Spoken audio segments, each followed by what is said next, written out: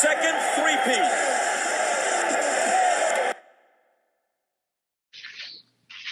And we're locked in with Max and Dave Van Auken. Cuzzo, how are you doing? Cuzzo, man, I'm doing great. This episode, I'm going to be clutch like Kawhi Leonard. Ooh, so are you going to get lucky, or are you going to be 100% on the money? Because a lot of people are taking that away from him. And I know it, like, you've never seen a bounce like that, and of course you have to have a little bit of a luck. But that was a tough shot, and he made it. So he made it. So give the man credit. 100% credit. Luck isn't like, what's the really cool, funny slogan? Luck is like preparation meets skill or something like that, or opportunity. The man took the shot. The man got to his spot, threw it up, 41 points. He's had the third most points in the history of a 7-game series behind the great Michael Jordan and Kareem Abdul-Jabbar. No luck. Kawhi Leonard played his heart out. Congrats to the Toronto Raptors. Yeah, I guess might as well just dive right into it, right? I mean, real quick, now that we can say the ending of Avengers Endgame, like the curse is off. Like I'm allowed to say it now. You can't even get mad at me. Last episode I was allowed to say it, but I was just being kind.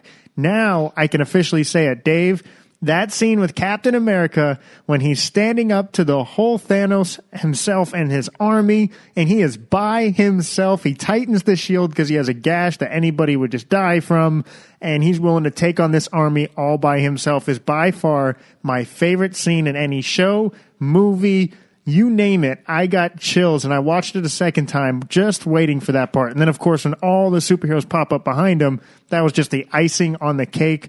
Dave, I'm still speechless, and I've seen it twice already. That's so funny. I just saw it twice. I saw it a couple nights ago. It was on Sunday night again. I just had to see it again, just like you. And I was like, let me just pick up on little things there and then. And I went into it knowing the ending and knowing the tears are coming and knowing the great moment of Captain America. But I was like, let me see if there's other things I kind of pick up. For one, everyone says it's like less actiony, and I maybe agree, but then I disagree with this because the end scene is huge with tons of action. But as soon as all of them decide, hey, we're going to go back in time, and it's all 8 or 9 of them, as soon as that moment happens, it's an hour and 18 minutes into it.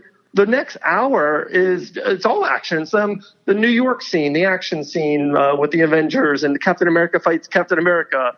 And then the whole scene of, Nebula and War Machine, beating up Chris Pratt and getting it. It's like, I just think I love it goes. Like the first hour is a lot of story and a lot of heartache and a lot of, they're miserable.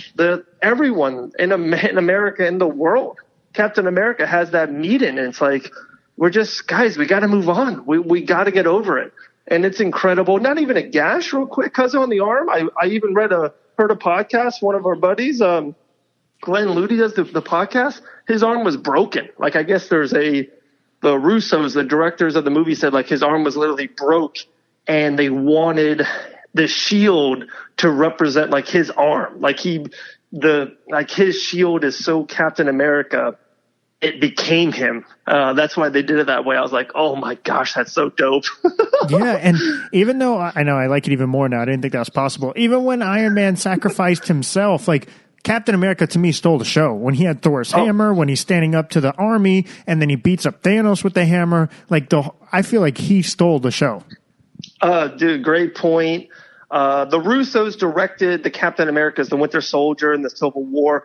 It's all about director. And, it's all about the coach. Belichick loves Brady a little bit more, so he's going to make sure he gets the limelight. And I think a little bit that's what the Russos were to Captain America. Yeah, I felt that was Captain America's movie. He had the first hour of it, too. I thought it was all about him and, talking to Scarlett Johansson, a lot of scenes with them together. Because we don't even have to talk about sports. I can go on this for 2 hours if you want me to. I love the movie. I knew some of the big moments were going to happen because seen it already, and I loved it even more the second time. It's incredible. If you haven't seen it, go see it. If you have seen it like us once or twice, see it again. It just really is. It's probably the best movie in movie history. Yeah. No, yeah, it's by far my favorite movie ever made. Not even being hyperbolic there. But yeah, let's dive into the NBA. As you said, the Kawhi Leonard Game 7 buzzer beater against the Philadelphia 76ers, the Milwaukee Bucks, who I went on the bandwagon with you with, making it to the Eastern Conference Finals, and I know I have them defeating the Toronto Raptors, and I know you do too because you projected them to go to the finals. And then the Golden State Warriors versus the Houston Rockets. My gosh, Dave, it's been such a good playoff series because of all the different rivalries, the Game 7s, the Portland Trailblazers Game 7 defeating the Nuggets. My biggest standout to you, and then of course I know you'll have one, is obvious. It's the Golden State Warriors and the way they won in Game 6 in Houston. Dave, I'm telling you, I have it on my phone. You couldn't hear me. And I was saying, I'm like, Golden State's going to win Game 6. Like, it just felt so weird. Like, everybody was counting them out. And I get it, because when you say, the 73-9 Warriors included a better bench, included a younger Iggy, included probably a better Draymond Green, more bigs. But it's just something different. The way they ended Game 5, everybody counting them out, they almost had like nothing to lose in a way. Because even though it was such a close series, because everyone knew it was going to a Game 7. So it was like implied that Houston had to win. So all the pressure was on Houston. And for Steph Curry to go 0 points in the first half, 33 in the second half, Clay to hit the big-time shots, they need Kevin Durant to beat Milwaukee Bucks, I believe. I mean, I may even go the Warriors will go into it, but that's the series, that's the game that stuck out to me the most so far. Wow, okay. The thing that stood out to me so far, these NBA playoffs, is LeBron James. And life after LeBron James in the NBA. LeBron James is the greatest player, we can argue, of all time. And he's easily the greatest player of, probably max of our generation, growing up through high school and college with LeBron James.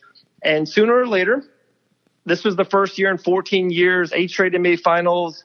He didn't make the postseason. And all of us kind of have to move on. And the ratings were so low in the first round, but I feel like it's finally starting to come back around. People are starting to see guys like I've been calling like Damian Lillard for a while. A guy like you've been calling his name for the last 4 months, Kawhi Leonard. People are finally seeing the Greek freak in the Milwaukee Bucks, who I really still think who could win the NBA championship. How about the Joker in Denver? They're starting to give Curry and Durant NBA number best player in the world credentials. It's just time that the NBA needs to make new stars. And we, as a people, as fans of the NBA, have to move on, have to keep moving forward.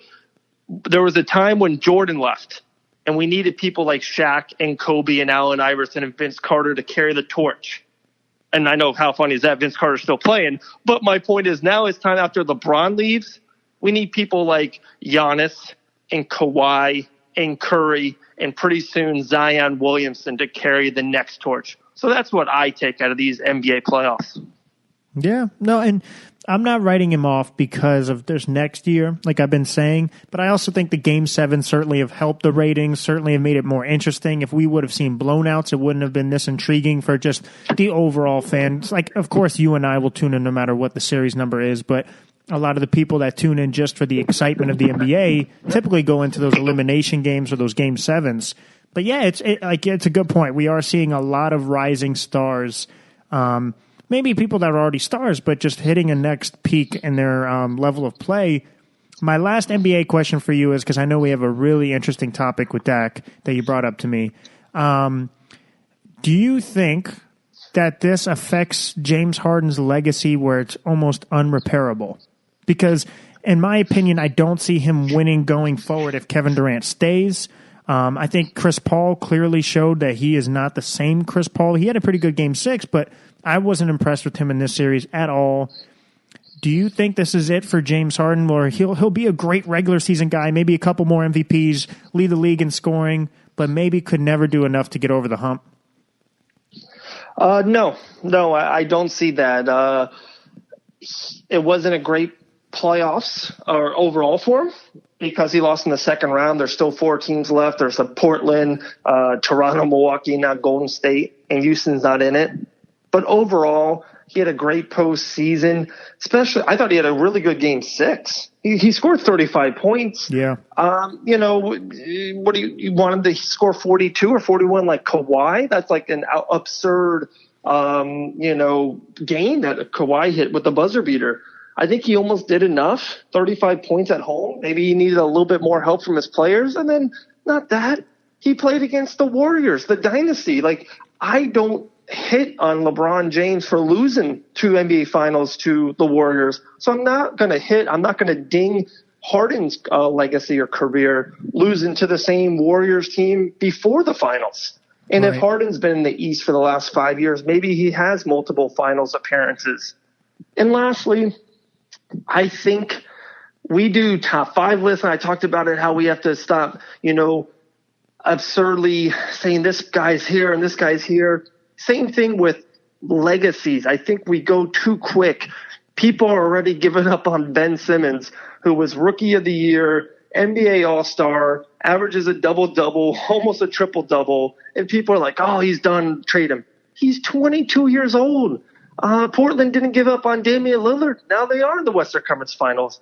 The Warriors didn't give up on Steph Curry. 5 years in, never made an all-star team. And they're like, then they went all in on him on year 6. Give these guys time. Even Harden. He's 29 years young. He's still got 3 to 4 top-end peak years. Let's see what happens in the offseason. Let's see if they can add a veteran player or a rookie. Let's see if Durant leaves and the Warriors kind of do break up a little bit. You just never know. James Harden is one of the great players in this league. And, you know, I'm ready to take my foot off the pedal on legacy talk and all-time talk until the story's over, until the movie's over. I got so hot about Infinity War at the end. And maybe I should have backed off that pedal, because that gave me the end game, and that gave me my Captain America Avengers Assemble speech, and it was all worth it.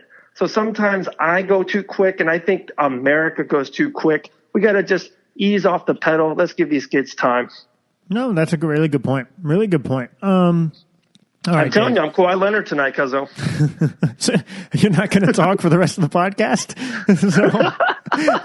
Oh, good. Tell me you saw that it was the guy, the post-speech interviews, and they go, Kawhi Leonard, you hit a Game 7 buzzer beater the first time in NBA history. Kawhi Leonard just stares at the man, no smile and nothing.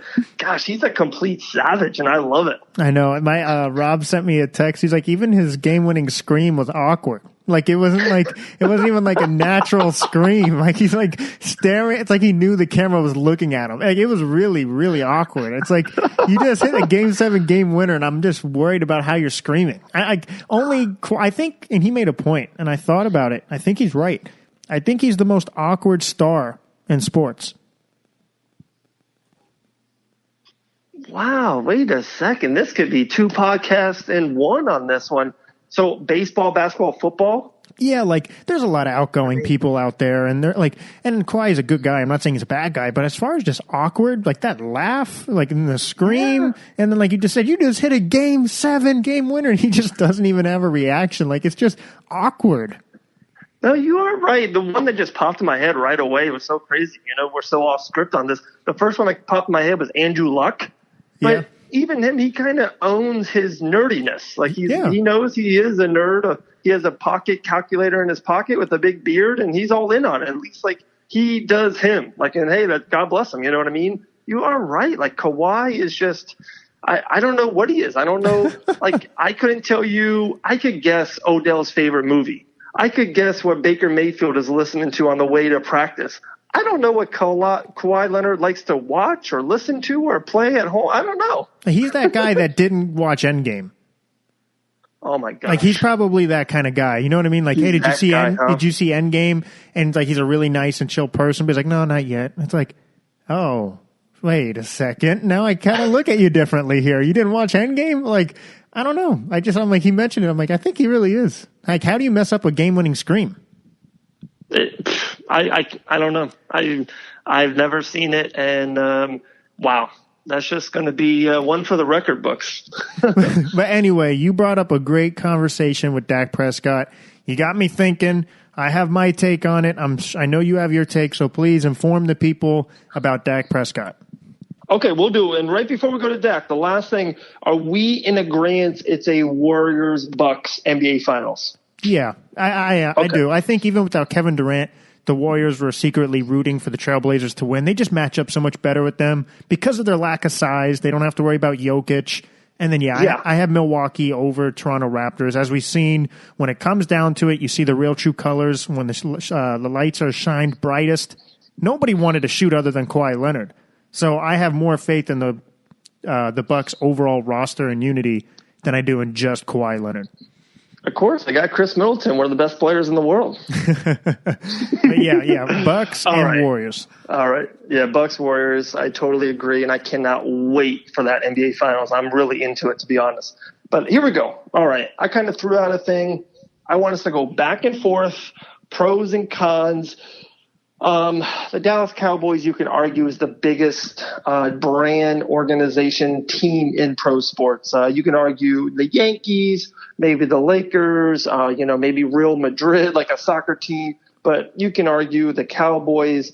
Football is the biggest sport in the land. 5 different nations. They're the biggest team.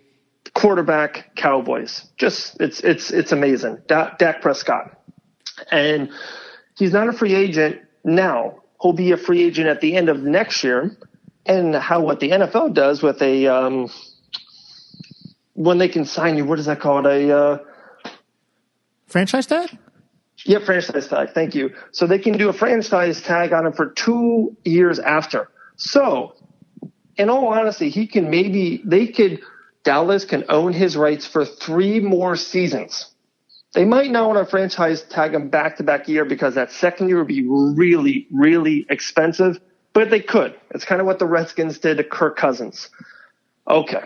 So first, I'll ask you, I have some stuff I want to go back and forth with it, but my first question is, should the Cowboys re-sign him now? Should they wait? Should they not re-sign him at all? And what kind of money and years would you want to sign him in? Well, in an ideal situation, I would sign him now because, like we both agree, the quarterback is the most important position in all of sports, certainly in the NFL, and Dak Prescott has proven himself. I don't think he is the elite of the elite, but I think he's certainly a franchise quarterback. He has a lot of the tangible qualities that you want. Just his leadership, his poise, especially in the Dallas, the star, the major market, you have to have leadership and poise. So he has all of those qualities, why I would re-sign him. Stability is crucial. But I personally don't think he's a max guy when it comes to, I don't think he's worth tons and tons and tons and tons of money to the point where you look at the top NFL quarterbacks that are paid, they don't really succeed well because you told me this more than anybody. When I liked Matt Stafford, I'm like, yeah, the Lions, of course they had to give him that money because you need a quarterback. You need a car to get to work. But it does. It limits the people you can have around you. And that's a huge con. So in my ideal world, I would sign him. I would re-sign him. And I would try my best to talk to him about that. I'm like, hey, do you see Tom? And I know Tom Brady is a complete outlier. And you and I both agree this. I don't know why LeBron doesn't take $6 million. He has a lifetime $1 billion deal, get more players. So I understand players want to get their money, especially in the NFL when anything can happen any given time, and you don't have that career anymore, and you want generational wealth, and especially if you're a young player. Completely get it. But in my ideal situation, I would re-sign him, but to the point where he's not getting max. What is he projected for, Dave? Well, that's the big question. A couple different reports or a couple different things. Russell Wilson just got the $35 million a year deal. That's right now the peak. Aaron Rodgers, Matt Ryan, Mahomes, all these guys are around. They're going to get $30 to $35 million, which is it's a lot of money. It's a lot of money for a quarterback. But if you're the best and those couple guys I said, you can argue it is what it is. But you and I both agree, I think that Dak is in the middle. You can win with him. And he, hopefully, same kind of thing that we just got on about Ben Simmons, I want to get on with people with Dak Prescott. Wow. Don't pigeonhole him on what he is. He's only a 3-year quarterback. Maybe he hasn't had the best coaching. I can argue he hasn't had the best wide receiver weapons in the last couple of years. So now with Amari Cooper and Zeke and with the O-line coming back, Dak could have an awesome year. I think Dak could win you big-time games. And, it's hard to get over that hump. You can talk to a lot of big NFL players. Matt Ryan, it's hard to get over that hump. But everyone counts Matt Ryan as a guaranteed NFL Hall of Fame quarterback when it's all said and done, Yeah, and my bad. Keep going. No problem. So what I would do, I can't give him $35 million max. I can't give him $30 million. No. And this would be my proposal to him. He's making $400,000 this year. I can say, Dak, we can wait to the end of the year. You make your $400K, and we'll sit down and we'll, argue about every dollar. But I want to have a great relationship with you. I want you to have a great relationship with us. Instead of making $400,000, how about we'll pay you $23 million? So Max, Cuzzo, that's the comparison. If you give someone that's making $12 an hour and you go to them and say, hey, you're going to make $180 an hour. That's a complete game changer, life altering moment for that man or woman. And if that's the case, if he would accept this deal, I would want 4 years, all guaranteed, and starting at 22 or 23 million. So you kind of pay him a year early. But Max, I feel like the Cowboys and Dak, it's a team friendly and player friendly deal. Both team and player wins. And the Cowboys are not paying him $30, $32, $35 million. So that's what I would do. No, I agree with that. At 4 years, so you're guaranteed money. He'll feel more stability. He'll feel comfortable with that. Because I'm looking at these top lists. Russell Wilson, $35 million. Ben Roethlisberger, $34 million. Rodgers, $33 million. But yeah, Dave, Matt Ryan, $30 million. $28 million for Kirk. $27 million for Jimmy. Stafford, 27, Derek Carr, 25. Where were these guys in the playoffs? So it's like you will have to be careful that you don't limit yourself where, you have your quarterback, but you have no one else. But yet you have to make sure the quarterback's happy and you still have the flexibility. So I think the deal you just proposed would be a deal that I would propose as well, because it's mutual on both sides where you're not limiting yourself completely, but you are making your quarterback happy. But the thing is, his agent can go at him and say, no, I want as much money as possible because look what he did when Romo was injured and he took over. Look what he's done to this Cowboys franchise and what he's done with the TV deals and how they're always on Sunday night. Like, I just think that he also could make the argument to receive as much money as possible. But I do agree with you as far as what you would propose.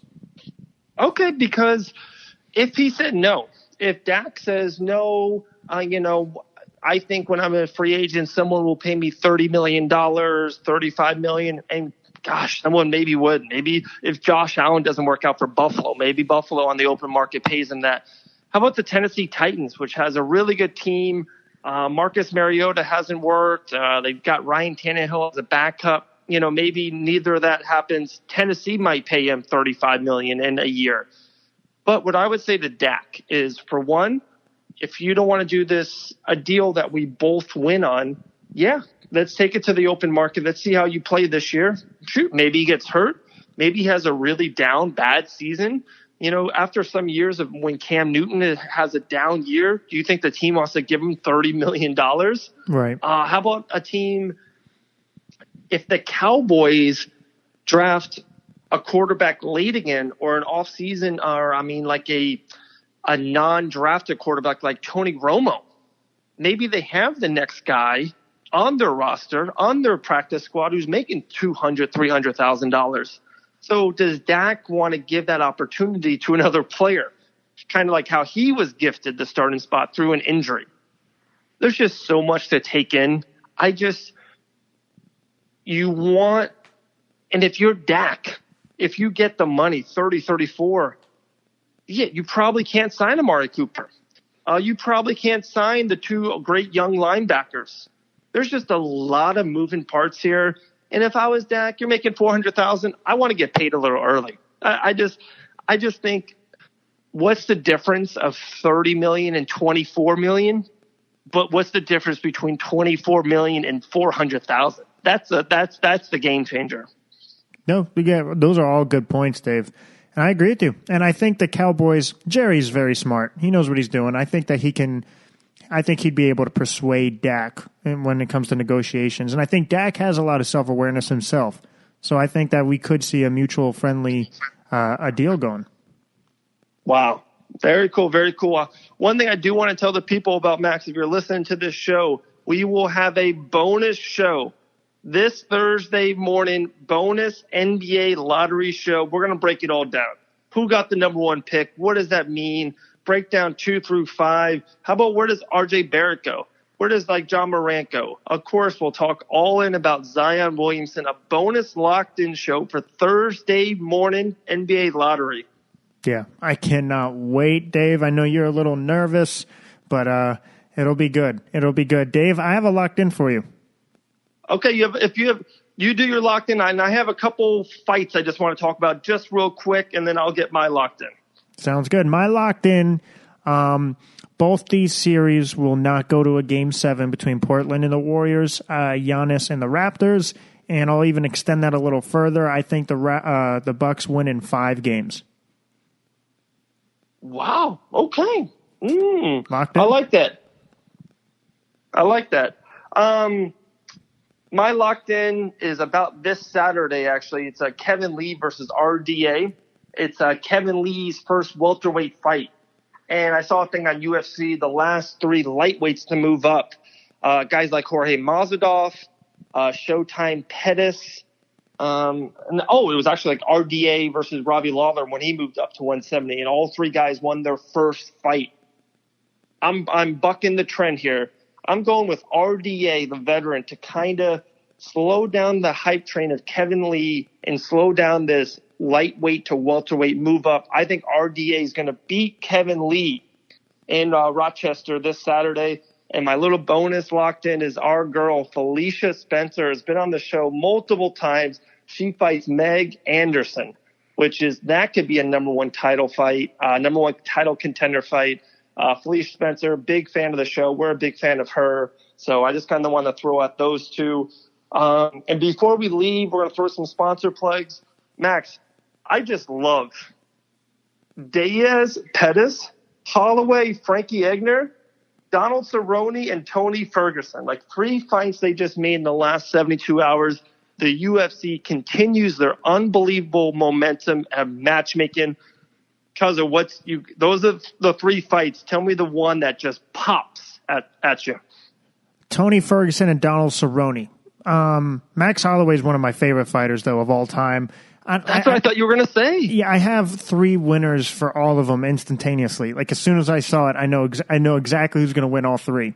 It's really weird. Normally you're like, I don't know. That's a tough one, especially with all Can I guess your winners? Yeah.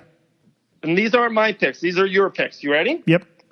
So I think you will pick probably one of the greatest fighters in the history of the sport, Max Holloway, to defeat Frankie to retain his featherweight title. Do you want me to Am I right? Yeah, do you want me to say yes or no, or do you want me to wait till you're all done? No, I want a yes for each one. Yes. Okay. Number 2, your favorite fight, and I'll let you get into it. I'm sorry to interrupt. This is a fun game, I think. Number 2, Cowboy versus Tony.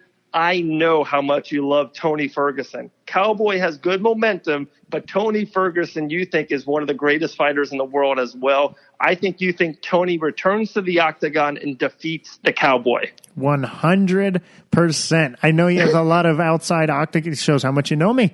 I think we're cousins. I think Tony Ferguson has so much going on, and it was really sad because you hear about the CTE rumors, and you just want to make sure he's healthy first. But now that he got cleared, he had the meeting with Dana White in the UFC.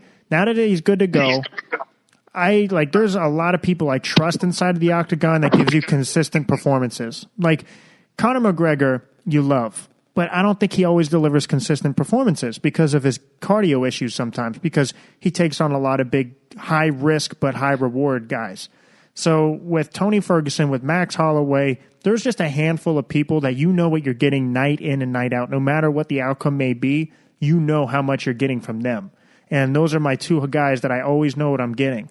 So that's why I have Tony Ferguson beating Donald Cerrone and also Max Holloway. So, yep, you're 2 for 2.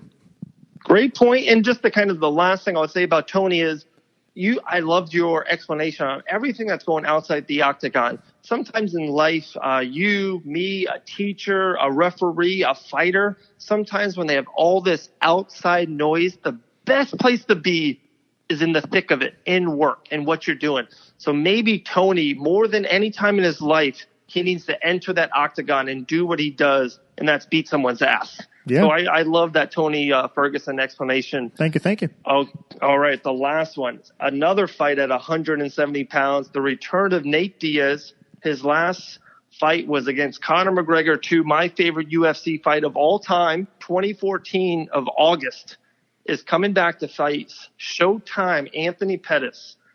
This is not who I would pick, but knowing you and knowing your history of the sport of MMA, I think you're going to pick Nate Diaz. 100%. You passed the test. You passed the test. Yeah, dude. I love Pettis. I love Showtime. But I just think stylistically it's a terrible matchup for him because now you're fighting someone who doesn't get gassed. Somebody that, yeah, he has ring rust, but I think that can also be a good thing for someone like Nate now that he doesn't have to endure all of those wars that he normally does. Gave him some time to just recuperate, regenerate. Now you have a guy that doesn't stop moving forward, who talks a lot of shit, who has a great chin, who always peppers you, and you don't want to go on the ground with him. I just think that's a terrible matchup for Showtime. And normally I would say Showtime can knock anyone out at any given point. And that's true, he can, but you're fighting someone who's known for their chin. So I think it's a bad matchup for Pettis. Wow, and how crazy. All three of the matchups are amazing. I love them all.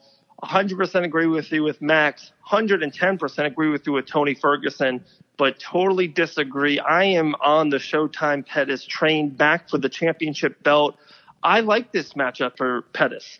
I think that Diaz and his chin will not be there all night. And you ready for this one? I don't think Showtime is scared of Diaz on the ground. Showtime has great submission skills. And sometimes a fighter like Diaz, he always has a great he would always want to go on the ground against like a Habib or a Conor or, someone else like Kevin Lee. But this fight, I think he knows he doesn't want to go on the ground with Showtime. Showtime, remember, tapped out Melendez, tapped out Ben Henderson.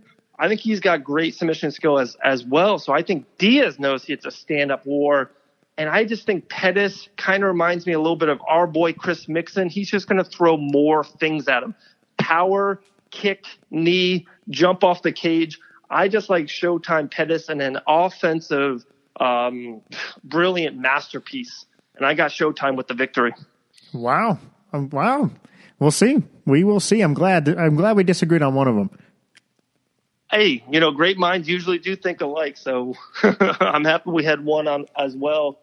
But I do. Real quick, I want to thank all of our sponsors. We can't do it without them. The dugoutsportswear.com. Definitely follow them on Facebook, Dugout Sportswear, or go to their website. I bought 2 golf shirts from them. It's like, to me, summer season is a little bit of that polo season. You got the barbecue outside. They got some sick golf tees, some good polo shirts. Find them at dugoutsportswear.com. Max, take the next one. Go to myfitmeals.com. You talked about a barbecue. You talked about going outside. You have to look good. You have to have your beach body. Myfitmeals.com. Dimitri will hook you up with not only the best tasting, the most affordable, but the healthiest meals. Whether you're trying to gain muscle weight, trying to lose weight, you don't have time to cook, you got a busy schedule. I think I said 45 seconds was like the key time to throw a Fit Meals in the microwave. Myfitmeals.com. Your plug was so good, Max, that I even want to get them, and I do already have them, and I want to go to my fridge right now to pull one out to eat one. That's how good your plug was. Gracias. Thank you. Also, guys, go to fightbananas.com, one of the hottest MMA sites in the business. That's fightbananas.com. Especially, we just talked about a lot of really great upcoming MMA fights. And of course, our girl Felicia Spencer inside the octagon for the very first time. Her UFC debut this Saturday on ESPN Plus. Awesome, guys.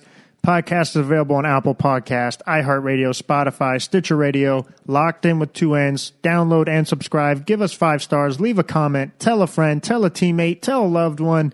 Someone you don't like. Just tell someone. There's a lot of those. Yeah. But Dave, what a show. It was great. Not a lot of people can talk about Chris Middleton, Dak Prescott, and Meg Anderson, but we pull it off. And how awkward Kawhi Leonard is. God, what a great, that's its own podcast. The awkwardness of Kawhi Leonard. There we go. But Dave, like always, stay locked in.